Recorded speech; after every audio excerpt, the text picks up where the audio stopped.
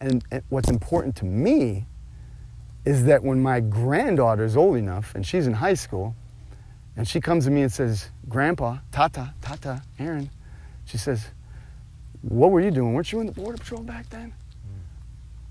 I can look at her with a straight face and say, baby girl, I was trying. I tried. I fought and I tried. I did my best.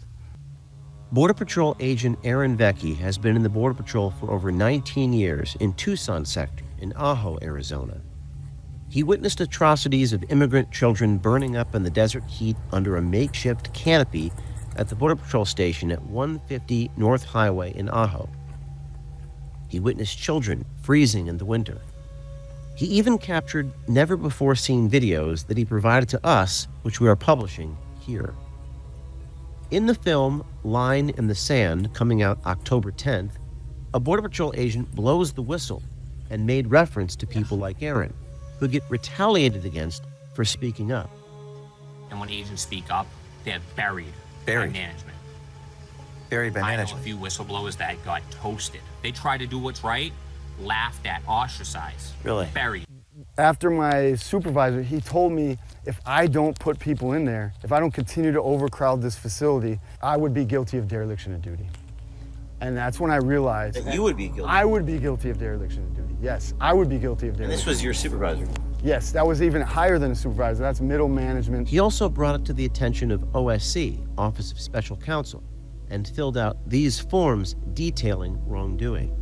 Ultimately, Aaron received a cease and desist letter asking him to stop talking about what he witnessed. I know that what they've been forcing us to do is wrong. I've believed that from the moment I first saw it, and them telling me when I asked them directly who's ordering this, and they can't tell me. They tell me it's coming from higher up. They tell me it's coming from sector, and I ask specifically, I want to know the name of the person who said I can violate this order that a judge ordered. We can't do this here. Who said that we can do this? And they refuse to answer. They will look at me like a deer caught in headlights, and they refuse, and they'll say, just get out there and do it, it's on us. We stopped deterring. We completely surrendered the border. The cartels run the border down here. Yes, absolutely. Right here? Absolutely. How does the cartel Operationally, we work as hard as they want us to work. If they have 1,000 bodies for us, as fast as they can bring us bodies, we pick them up as fast and we push them all into this parking lot. That's the orders pretty much. We can have 4 agents down there and we're just exhausted. The people are exhausted, and management will go bring a couple buses. Come on, we gotta go. And we're like, where are we taking them? We already got 600 people in this parking lot. You know, I would like to appeal to my partners to speak out. It kills me. It's been one of the biggest pains of my career to know that so many good men are sitting on the sidelines on this. They have pushed us around through fear, through browbeating us. They've ordered us to do stuff. I have watched more of my partners, I think in this last couple years, have relationship breakups. I think more have talked about issues with, quite frankly, drinking more than they have in a long time. I've seen my best friend cry, and I've never seen that before. Crying about this. About the humanitarian abuse? Just everything, the whole thing. I've had guys in that have as much time as I have in or close, and they've served in Afghanistan, and they just can't believe that they've served their country only to just watch the floodgates open.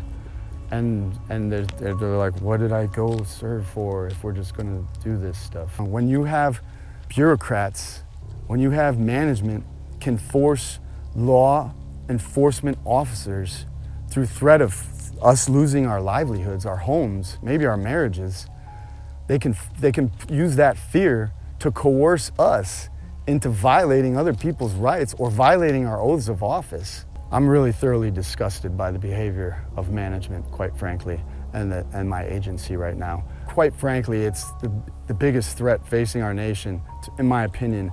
Whether you're politically leaning left or politically leaning right, if you believe that there's some sort of totalitarian experience headed your way, I can tell you right now, bureaucrats are forcing law enforcement to violate laws, violate oaths of office, do things that are contrary to the American citizens' best interest, do things that are contrary to the best interests of these people coming here. We're the ones, they're gonna order us. If they can order us and tell us, go put your boot on the neck of those people. And wait, we're not supposed to be doing that. No, shut up and do it, or you're gonna lose your station in life. That's a dangerous place to be in for this country. No matter what side of the aisle you're on, that's a really bad spot to be in right now. All right, so now you know what the real story is, how law enforcement is going to wind up violating your rights. And now you know what's going on at the border. You can see it all across the world. England, France, Germany, Australia, New Zealand, Canada. They're violating everybody's rights. Trucker protests in England over the migration of legal immigrants. It's all happening, and it's going to come to America. Do you think these 15, 20 million or even more make America great again? No, it wasn't. They're overwhelming the system all across the world. This is a worldwide plan. Left to right, black, white, Republican, Democrat. We all need to come together and understand who the enemy is. It's the globalists, and they want to take down America. All I can say is God help this nation if we don't get Trump elected, because the Democrats are going along with this. Who do you think invited 15, 20 million or more into this country? Republicans? No. Globalists. Democrats are going along with the globalists. That's who did this. And now you know how law enforcement is going to be manipulated into violating your rights, how they're going to be coerced into violating your rights. So hang on to your hat. Wake up and fight back. Spread this to everybody you know.